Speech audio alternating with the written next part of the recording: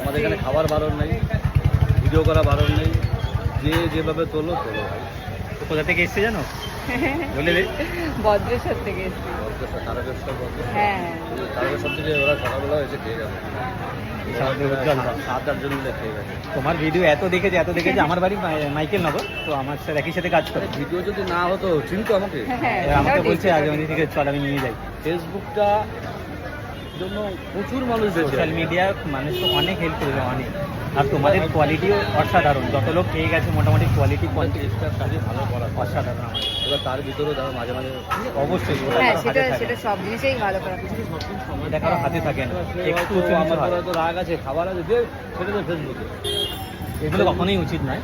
তারাও মানুষ বুঝতে হবে, মানুষই রান্না করে, মানুষই তৈরি করছে এটা। আর যারা এটা করে তারা এটার জন্যই করে যে কখন একটা নেগেটিভ জিনিস তুলে আনবো। আর দে ভাই, কিছু মানুষজন মাঝে থাকে একদিন তারা পোড়া মাংস দিয়েছে, ওর সামনে কিছু